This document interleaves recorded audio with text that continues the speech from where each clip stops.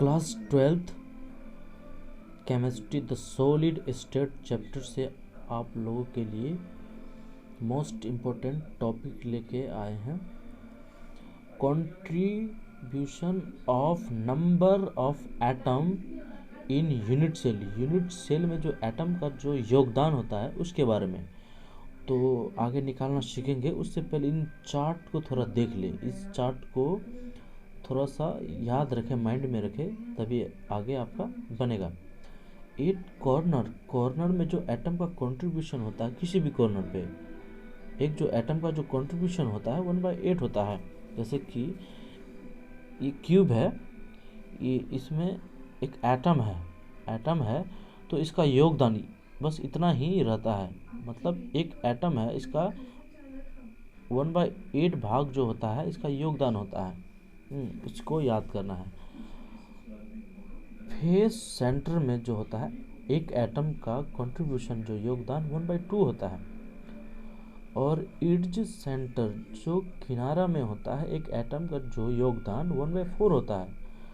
Body centre जो होता है, तो बॉडी सेंटर जैसे कि ये क्यूब है, ये बॉडी हो गया, पूरा बॉडी, इसके जो सेंटर है इसमें एक एटम का जो कंट्रीब्यूशन होता है पूरा एक एटम का योगदान होता है।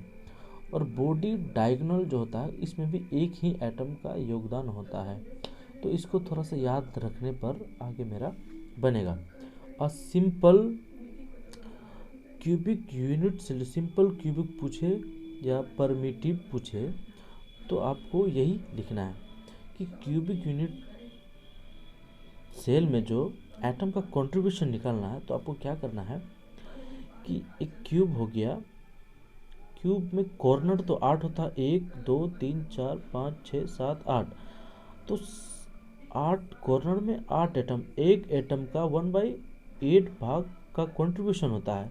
तो नंबर ऑफ एटम निकालना है, तो कॉर्नर 8 हो गया और 8 कॉर्नर में जो एटम है उसका 1/8 भाग उसका योगदान है। 8 कॉर्नर में 8 एटम और एक एटम का 1/8 भाग जो होता है उसका योगदान कंट्रीब्यूशन होता है। इसलिए 8 को 8 से काट दिए तो 1 बचा, तो थोड़ा सा भाग मिला के एक एटम के बराबर हो गया। मतलब एक एटम का जो कंट्रीब्यूशन हो गया सिंपल क्यूबिक यूनिट सेल में। अब आते हैं body centre cubic unit cell में। तो body centre cubic unit cell में आपको नंबर ऑफ एटम निकालने बोले तो 8 कॉर्नर है, 8 कॉर्नर में 8 एटम है जिसका कंट्रीब्यूशन 1/8 है, इसको भी लिखना है। प्लस बॉडी का जो सेंटर में एक एटम है, यहाँ पे मैंने आपको बताया था कि बॉडी सेंटर जो है उसका यहाँ पे बॉडी सेंटर एक है, तो इसलिए बॉडी सेंटर का जो एटम निकालना है तो कॉर्नर में जो है तो उसको लिखना ही है। यहाँ पे कॉर्नर में जो है उसको लिखना ही है, प्लस एक एटम यहाँ पर है +1, 8 कटा 1 + 1, 2 एटम का कंट्रीब्यूशन होता है। आगे चलते हैं। इन face centre cubic unit cell, face में मैं आपको दिखाना चाहूँगा।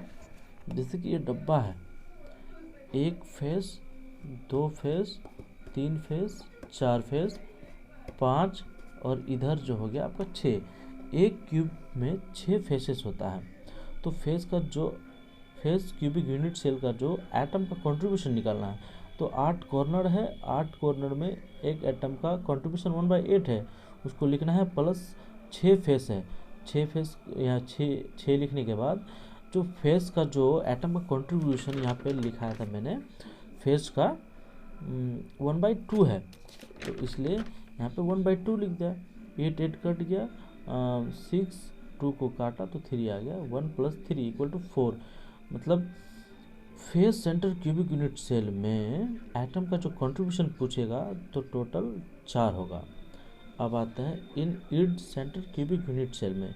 देखिए इड जो होता है इसका मतलब किनारा होता है, तो आपको दिखाना चाहेंगे इसमें किनारा कितना है।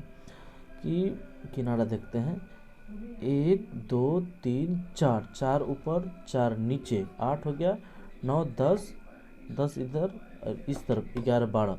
तो किसी भी क्यूब में उसका जो किनारा होता है 12 किनारा होता है।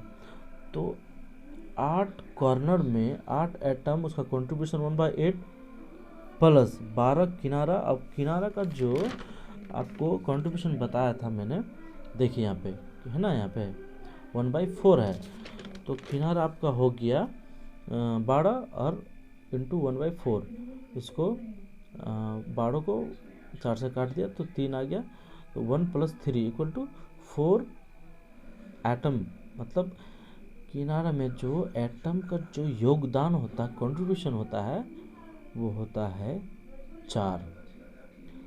थैंक यू इस वीडियो को देखने के लिए।